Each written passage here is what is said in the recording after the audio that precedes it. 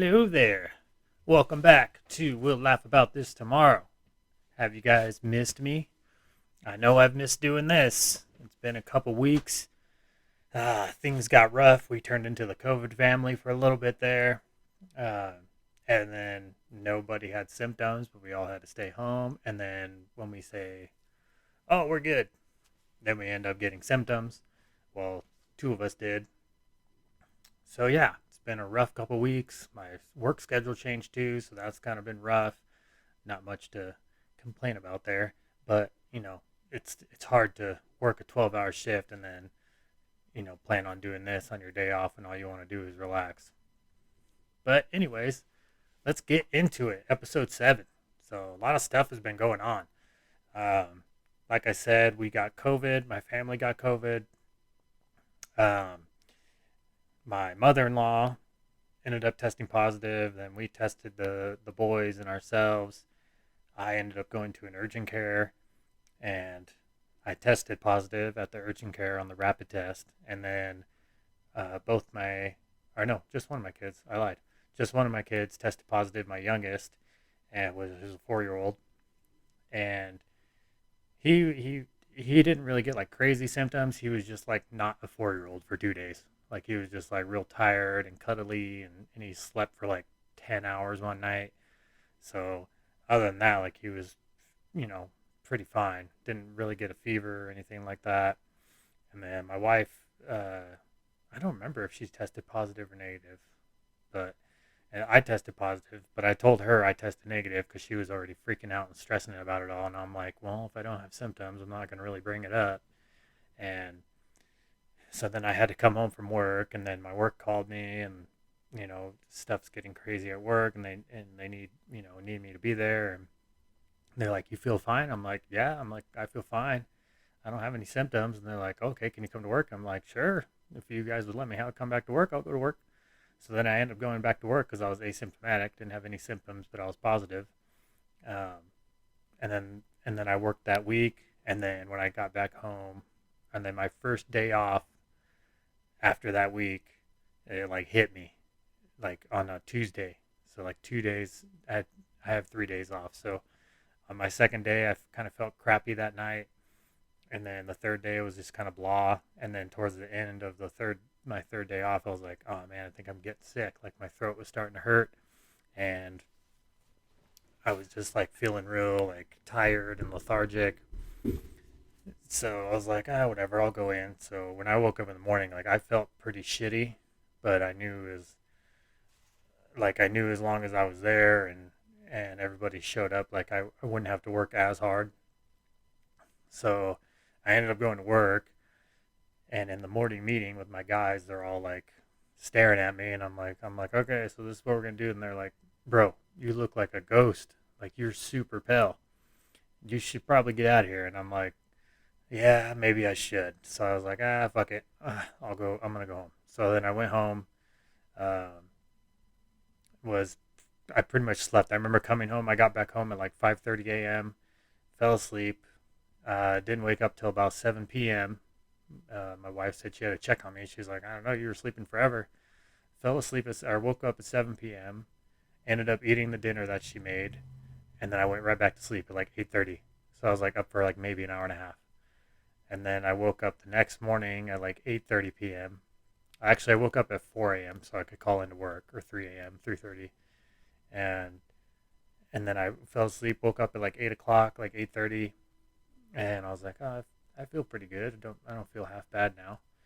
So then I ended up going to work late. I got at work at like 11 o'clock, and ended up working, finishing out the day, and came back home, and just like each day was better and better. The worst part was just I was so lethargic, like so tired all the time. Anytime I sat down at my computer, my desk, and my computer at work, like I'd start doing something, and immediately, immediately,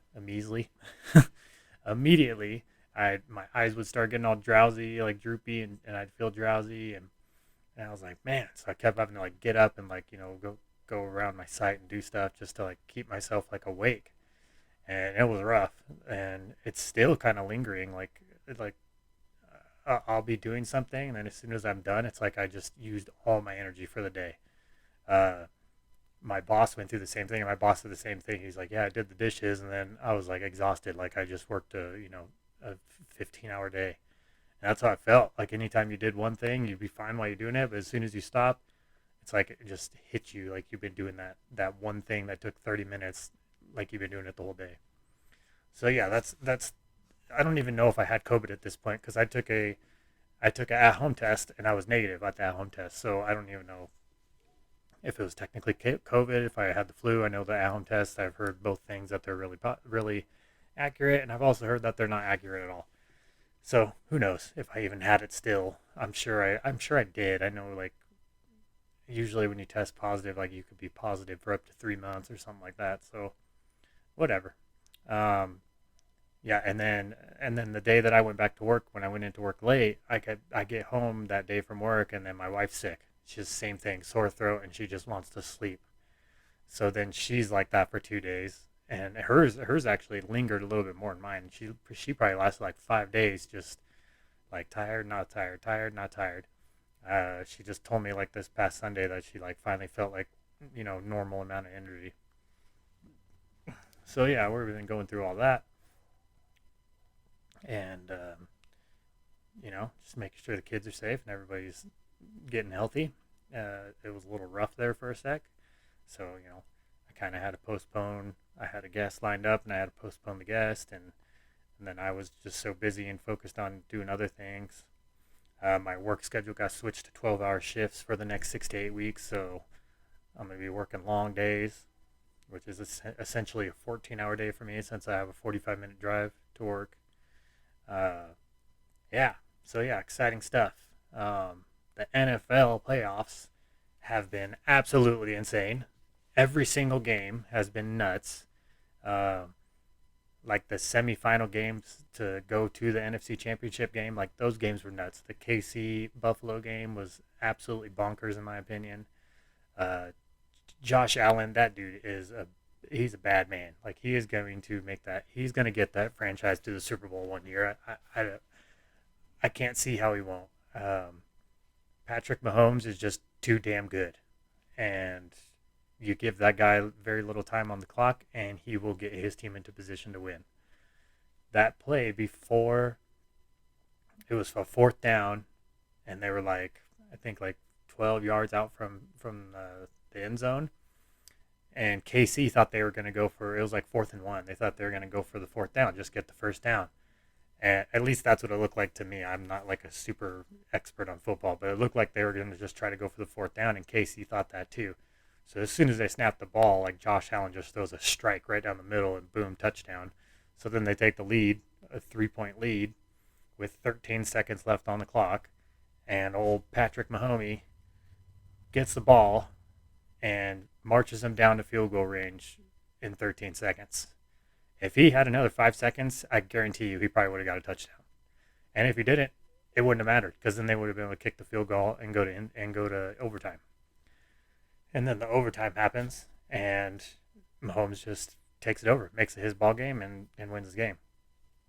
And then the freaking Rams and Buccaneers, like they have a crazy game. The Rams shouldn't have won that game.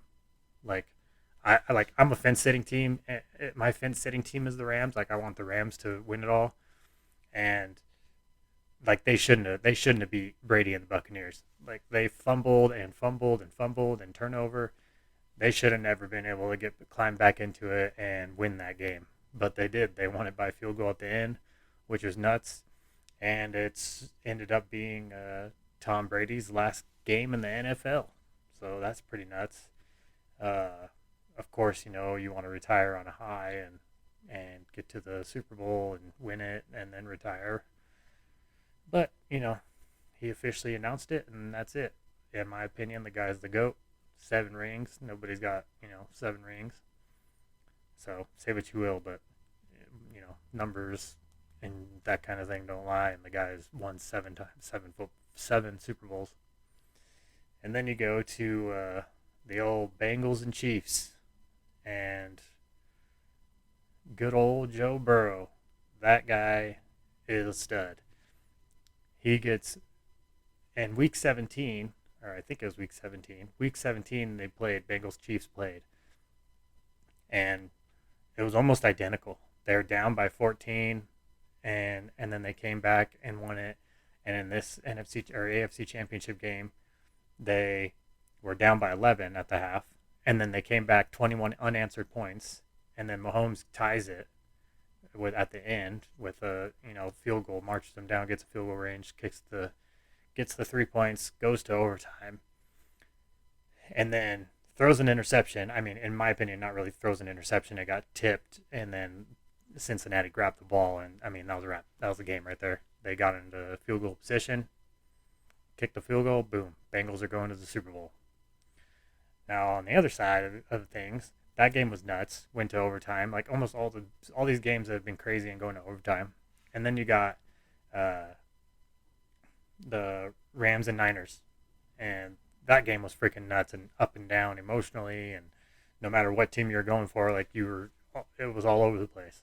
And then Stafford gets it done. Cooper Kupp is fucking amazing, and we got Cincinnati and the Rams in the Super Bowl, and I think it's going to be rad. I think it's going to be a good Super Bowl. The way these playoffs have been, like, there's no way that this Super Bowl is just a dud.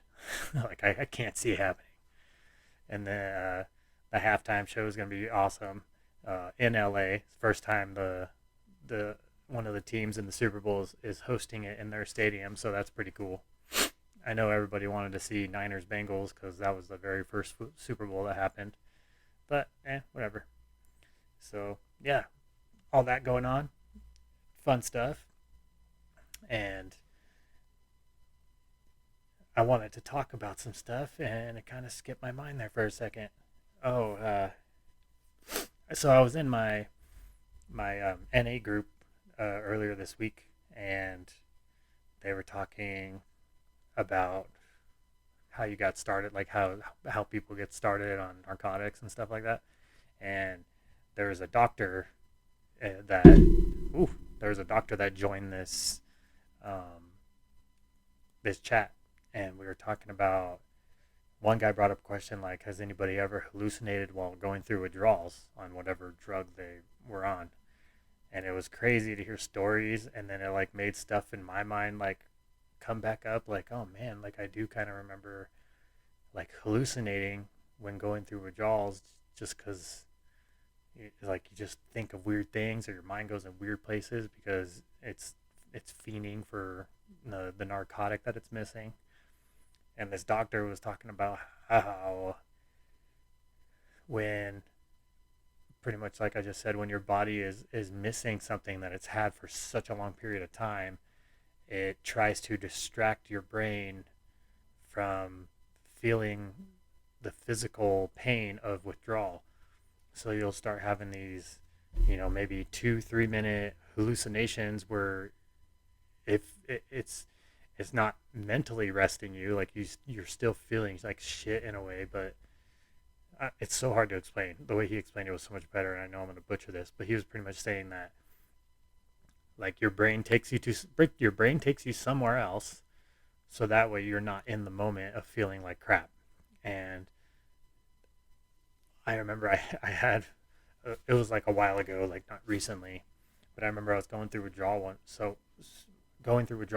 and it was like really bad. It was like the third or fourth day of withdrawal, which is like the worst day, where it's like almost out of your system, because it's like as the stuff gets out of your system, the more and more it's out of your system, the shittier you feel. So like we're usually around the fourth day, third day, fourth day, depending on everybody's different. With opioids, they'll you'll that's like third, fourth day is like top withdrawal, like the worst part. And I remember it being like the fourth day, couldn't sleep because you can't sleep when you're going through withdrawals. And I remember I remember being in my bathroom, and I was taking a shower because showers like help for temporary relief. And I remember I got out of the shower, and I don't think anybody saw me or anything, but I remember staring at the wall and like thinking I was like talking to somebody or like grabbing something from somebody, and I ripped the towel hanger, like the little bar with the two end caps for your towels, and I ripped it out of the wall because I thought somebody was handing me something, and I took it as like, oh, okay, and I like ripped it off the wall, and I didn't think anything of it. Like I don't even really remember it until these stories came up in the NA group, and I remember thinking back to them like that's why I had to fix that thing in the next morning, and I started laughing. I'm like, that's so funny because people like probably go through stuff like this all the time. And when I started thinking back, like I've gone through withdrawal a lot, but usually I'm always able to find something within the first day and a half. So I'm never really at peak withdrawal, and it's crazy to think like how bad that can be for some people. Like to have to go through it every time because they get a certain amount of stuff, and they know they don't get paid until this date, so they have to make it last, and then they just have that one day where they're like, oh, I'll take a little bit more, and then that screws up not having enough when you're waiting for payday, and that's usually why you end up going in withdrawal. At least for me, that was a lot of the times was because I took too much of whatever I had to feel a little bit better or more high than usual because I deserved it, and then I would go into withdrawal because I didn't have payday until this date, and I ran out 2 days before, and yeah. So I mean, I know that's real similar with a lot of people because in this NA group, people talked about that too, and we also talked about how similar every addict's story is, no matter the drug. Meth, coke, opioids, whatever, alcohol. Not so much alcohol because it's narcotics group, but like everybody's story usually either starts with they tried it like out of peer pressure or because everybody was doing it. They tried it because they had an injury or surgery or something like that, and they got them prescribed to them when it comes to opiates. Uh, with cocaine, it was always a party drug. I've done cocaine before, and it was always a party drug to me. Like I never did cocaine unless I was partying. Um, and then meth was always like one of those things where you either meet the wrong people and you try it the one time and then you get hooked, and it's not. I mean, it's not funny, but it's peculiar how everybody ends up being the same. And with opioids, I think that is the number one thing. Doctors overprescribing. And I was talking to my wife the other night about how I lived through the era of pill mills and doctors not knowing a lot about prescriptions, so just overprescribing, and the OxyContin, epidemic of them pushing those pills so hard for doctors to prescribe them, and they would get bonuses. If you ever get a chance, watch the show Dope Sick on Hulu. It will open your mind to the whole opioid epidemic. It's pretty nuts and it's pretty spot on. But like I lived through that era, like the like early 2000s to 2010s, 2012s. Like I think like 2013 is when it started getting kind of rough to get pain pills. Our doctors were more aware of the addictive properties of opioids. Because when I remember when I first had my very first knee surgery, like you get pills so easy. You'd be like, oh yeah, my knees hurt, and even without an MRI or anything, they'd be like, okay, here, here's 100 Norco, you know. And I never tried Oxy until later on when I had bought it. I never got it prescribed from doctors because from what I've seen and on documentaries and stuff like that is you got to have like a pretty serious injury to get OxyContin after like the first 2 years when it came out. But that stuff was like literally just straight up heroin in pill form, and but like everybody with opioids, I mean, don't quote me on this, but I'd probably say 80% of people that get hooked on opioids is because they had a surgery or something happened to them where they got prescribed it, and then it was just down that road. Ended up, buying pills when they could, and then ended up switching to heroin because it's cheaper, and there you go. Now you're addicted for years on end. I'm not going to sit here and speak on other drugs besides opioids, but I'm sure it's similar like that. You once you do it, and then it leads to something else, or it leads to the worst thing, and You either have a support system or you don't. I'm lucky enough to where I had a support system and I had somebody that was able to give me a reality check and say, get your shit right, or you're not going to have not going to have anybody in your life anymore. And a lot of people don't have that. Some people have to, check themselves and be like I'm fucking up. I need to get myself in rehab, or whatever the case may be. And I actually know somebody like that. I know that somebody was strong enough to, you know, realize what they had done and got themselves in rehab before it gotten any worse. After already being addicted to this substance for X amount of years, months, whatever. And it's crazy how many people have similarities or things in common with you that you wouldn't understand unless either they said something or you said something, and they go, "Oh, you know what, dude? Like, I kind of went through something similar," and it's good because it kind of takes like a little bit of stress off your shoulders or relief, when people like that come forward and are able to be strong enough to talk to you about it. And if anybody that is an addict, or possibly think they're an addict, the best thing you can do is support them and be there for them when they need to talk to you, because it could mean the difference of them going and getting high again and overdosing and dying, or them going to get help. And you could save a life just by talking to somebody one time. uh, so with that said, I just wanted to talk about that a little bit. I bought a new car, by the way. uh, I had a little Chevy Sonic, and it was stick shift because I was like, oh, I want to buy a stick shift. Like, stick shifts are fun to drive. And now that I'm sober, driving a stick shift with my knee that's had 3 surgeries on it isn't ideal. We like, it was no big deal, driving to and from work because it had cruise control, so it wasn't that big a deal. But we had a big snowstorm, and they closed one of the freeways that allow people to get to LA, and it crosses with my freeway like a T intersection. So they closed that freeway, and so people from uh, an area that were going that way couldn't get that way. So then they took my way home, and that caused like the most insane traffic I've ever been in my life. I got off work at 3 o'clock. I got to like the official no more gas station spot on my freeway, and I was there at 3:30. I got 2 miles down the road by 6:30, and then I got another 15 miles or so by 7:40, 8 o'clock, 8 o'clock ish, and then I was finally able to get around the little bullshit that they had been doing on the freeway. They were doing like road work when they knew that like millions of people were trying to go this way. And I got home at like 9 o'clock.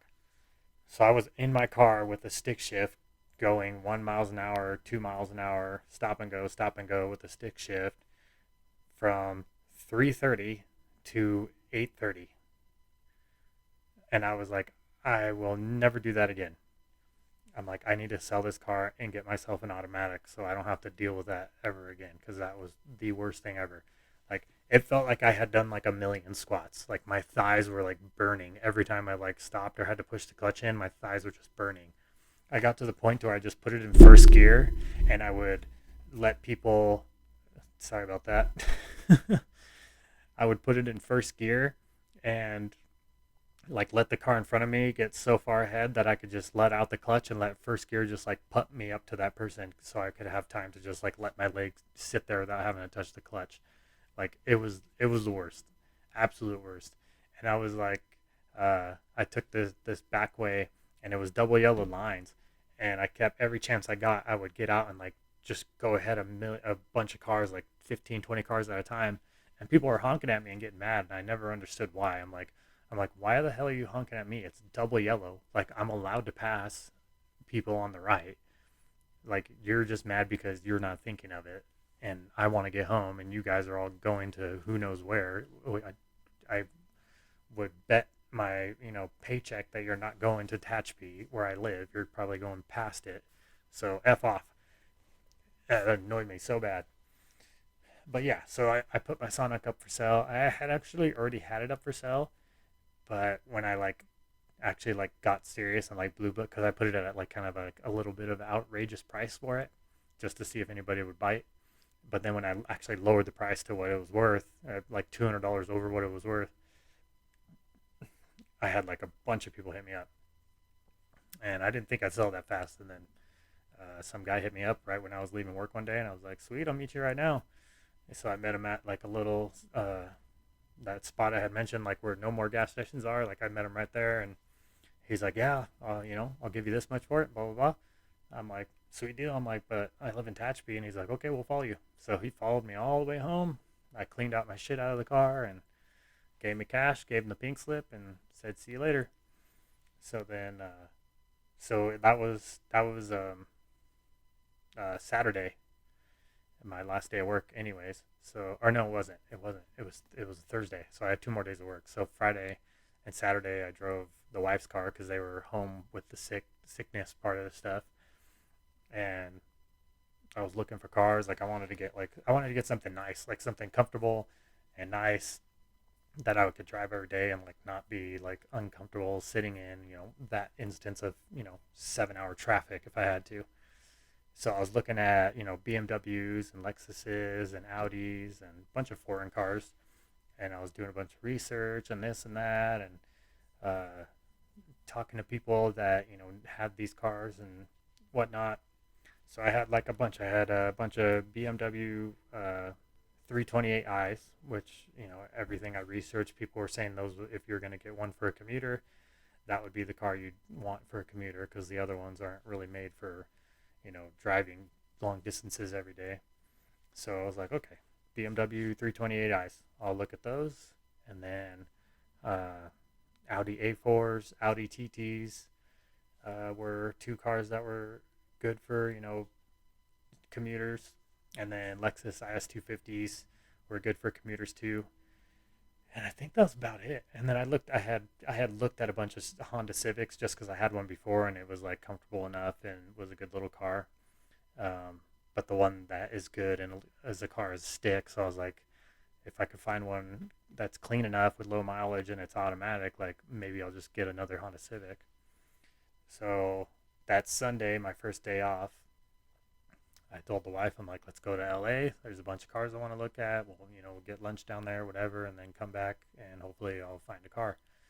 So I had lined up three BMWs, one Audi, and one Lexus. So we go straight to the first BMW, and I get down there in LA. I get down there, I meet the guy, and I'm like, okay, I'm like, this thing's like perfect. And it really was. Like, it was like super clean, no dents, no scratches. Uh, like, had nice rims on it. Get inside, interior's nice, not damaged or nothing. Like, bone stock, stereo, all that stuff. So you could tell, like, nothing really's been done to it. I start it up, starts really easy. I put it in drive, no like no jerk when it goes into drive. And I'm like, okay, cool. So we take off, and I'm with this guy, and it was like um it was a like Mexican dude. So he kind of broke like spoke broken English. So I go and I'm driving. I'm like, oh, drive smooth. He's like, oh yeah, I drive it every day. It's good. It's good. And the first stop sign I get up to, I go to turn right, and as soon as I turn right, it's like click, click, click, click, click, click, like makes all these clicking sounds when you turn. And I'm like, oh gosh. So I tell him, I'm like, oh, what's that sound? And he's like, oh, no sound, no sound. It's good. It drive good.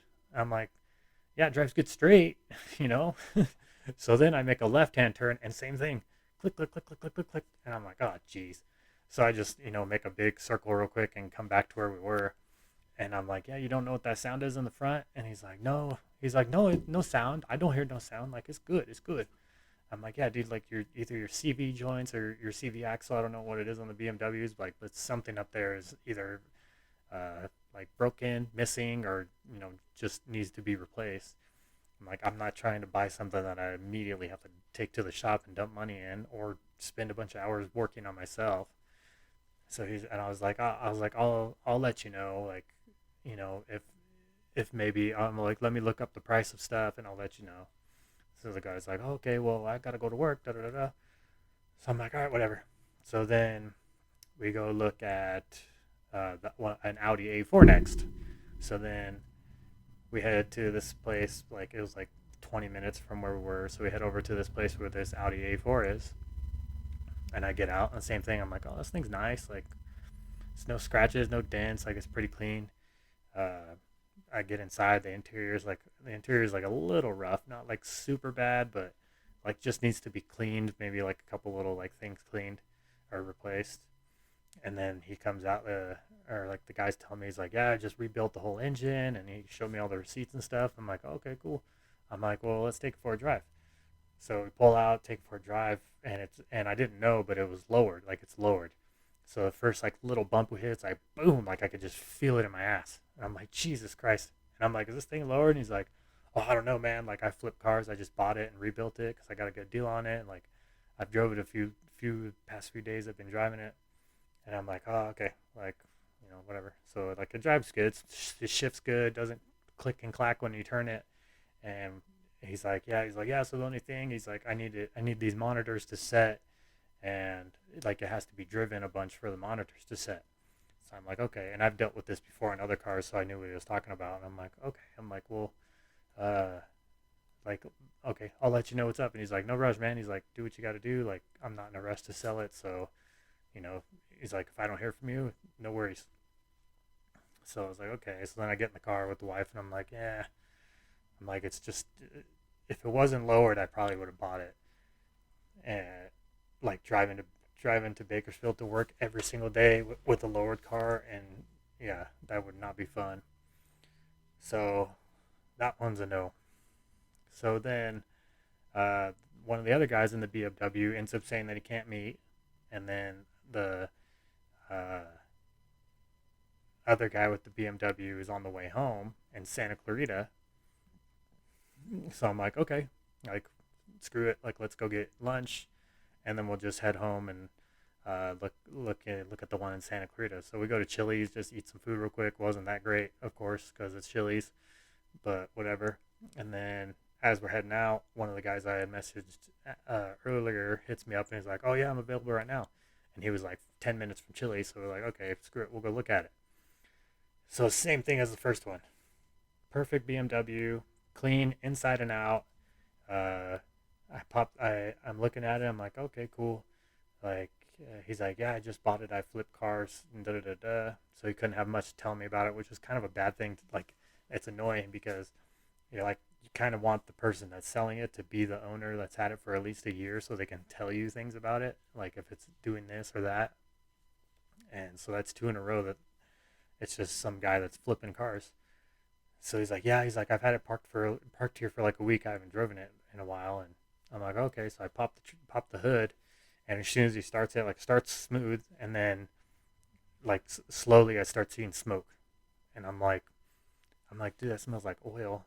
And then I'm like, hey, can you rev it up real quick? And he revs it, and as soon as he revs it, a bunch of smoke comes from the bottom, and like just smells like oil, just burning oil on the exhaust or something. I don't know. And I'm like, dang. I'm like, how long has it had a leak? And he's like, oh, I don't know, man. Like I said, I just bought it. I haven't driven it that much. And I'm like, oh, okay. I'm like, well, I don't want to waste your time. Like, I don't even want to drive it. Like, I don't want to buy anything that I gotta put a bunch of money into. And he's like, oh, okay, no worries.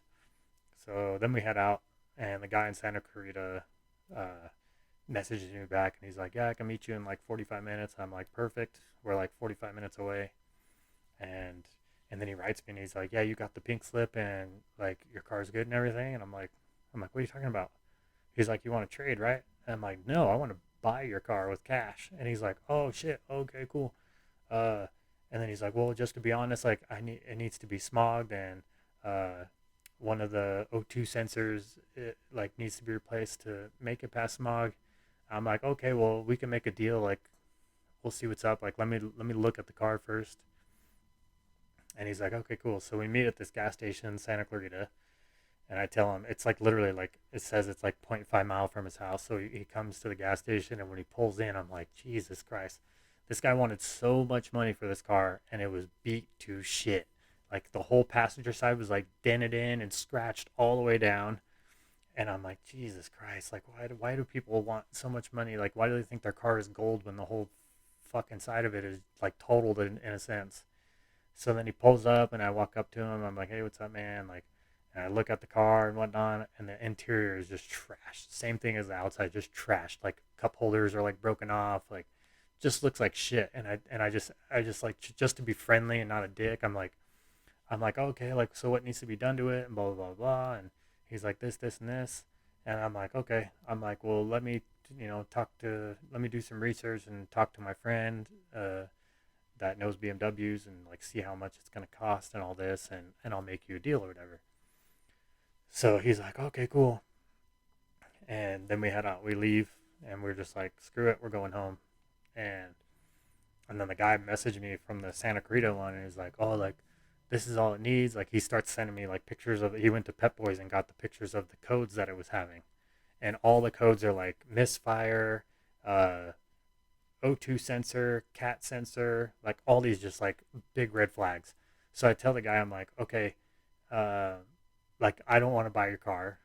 I'm like, but let me see how much all that stuff is gonna cost, and maybe I can make like a deal, because maybe I could get the car for like, 2 grand or something, because it had low miles, and get the body work done and spend the whole amount of my budget on just making the car perfect. Like, maybe that might be something I'd want to do. But I mean, in the back of my head, it's not something I wanted to do at all. So I was like, I wasn't even leading the guy on. I was just telling him like, let me like look into some things. So then he messages me like 2 days later, and he's like, hey, I dropped the price to this. And I'm like, that's good, man. That's like a much better price for what your car looks like. And he's like, fuck you and this and that. He's like, I should have beat your ass and all this shit. And I'm like, okay, tough guy. Like, don't come at me just because your car's a piece of shit and you're asking like $3,000 over what it's worth. Like, you're insane. And so I was like, whatever. I didn't even talk to that guy anymore.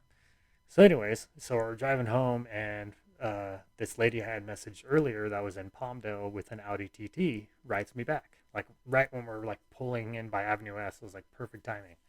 So I'm like, hey, can I come look at it? She's like, yeah, sure. So we head over there, uh, get to her house, and it's like an older lady and her husband, and it's a little black Audi TT. And I get in, and I'm like, dang, this thing's comfortable. Like, starts right up. It was dark at that point, so I didn't want to like drive it. So I was like, okay, well. And she's like, she's all, yeah, we just paid the registration and everything. We just got to go get it smogged tomorrow, and then you can come back down and grab it. So I'm like, okay, cool. So like 2 days go by, she messaged me and she goes, sorry. They ended up going to like the Rams. What game was it? I think it was the Rams.